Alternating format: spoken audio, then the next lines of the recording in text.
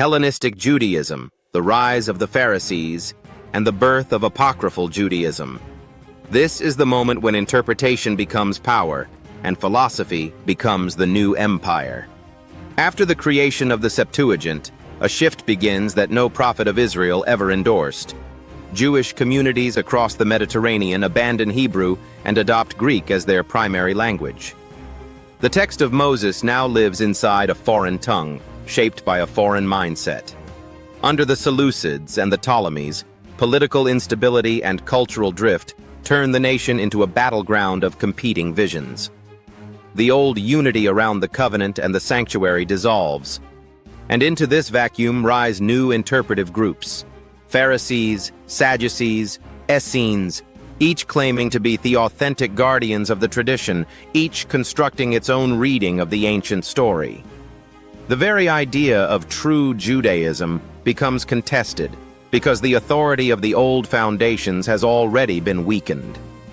This is also the age of the Apocrypha, the sudden explosion of texts that reshape the soul of Judaism. Enoch, Jubilees, Tobit, Sirach, the Maccabean books, Baruch, writings never known to Moses, unknown to Isaiah, untouched by Jeremiah. These books do not simply add details, they create a new world. They introduce cosmologies built on Greek astronomy and Greek metaphysics. They sketch hierarchies of angels and demons that never existed in the old scriptures.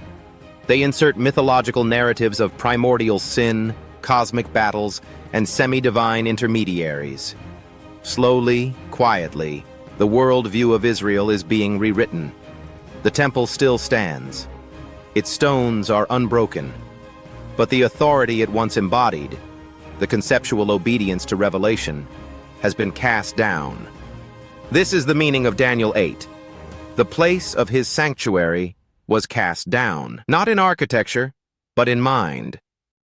The sanctuary collapses when philosophy enters the Holy of Holies through interpretation. Daniel 11 continues this line. It describes a king who exalts himself above every god, not by conquering nations, but by conquering meaning. It speaks of those who forsake the covenant, not by worshiping idols, but by adopting new frameworks, new definitions of God, of judgment, of sin. These are not the deeds of Antiochus, the military ruler. These are the deeds of the intellectual class that rises inside Judaism and rewrites its story from within. This era marks the internal Hellenization of Judaism. New cosmologies define the structure of the universe. New mythologies define the nature of evil. New angelologies and demonologies appear, mapped from Greek intermediaries and Persian dualism. New definitions of sin emerge, no longer moral, but metaphysical. New narratives of the fall take shape, recasting humanity not as responsible agents, but as victims of cosmic forces. Suffering becomes a puzzle requiring mythological explanations, and salvation becomes an escape from a broken ontology. The little horn does not need armies. It conquers by interpretation. Philosophy now occupies the space that once belonged to revelation. What was once received becomes something that must be explained, systematized, harmonized, reconstructed. The apocryphal literature makes the transformation visible. Enoch arranges the cosmos into Greek-style tiers and hierarchies. Jubilees rewrites Genesis with mythic elaborations and cosmic backstories. Sirach and the Wisdom of Solomon present wisdom as a semi-divine entity, echoing Platonic forms and Hellenistic metaphysics. The Maccabean literature mythologizes political events into theological symbols. Taken together, these texts reveal that Judaism after 280 BC is no longer the Judaism of Moses or the prophets. It is a Greek-Jewish hybrid, a religion reconstructed through philosophy and storytelling.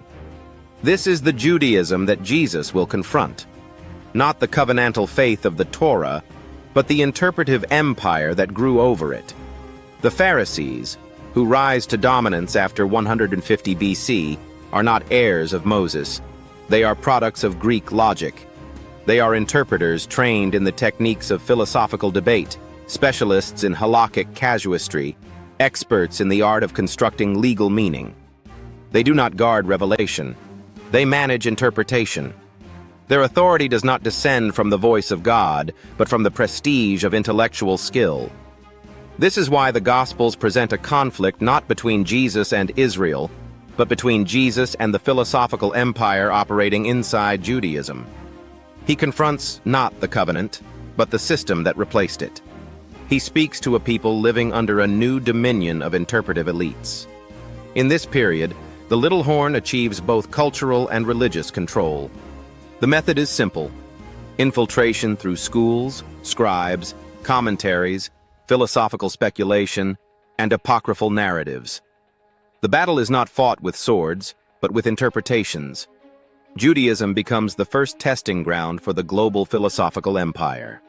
What begins here will later expand into Christianity through Paul, into Islam, through its philosophical schools, and eventually into the entire framework of Western civilization.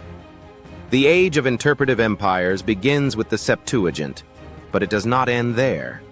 It becomes the new world order of thought, the empire without borders, the empire of meaning, the empire that conquers not nations, but the human mind. What comes next is the irony of history itself. Rome will take Greece by force, yet Greece will take Rome by thought, and the philosophical empire will ascend to a scale the ancient world had never seen.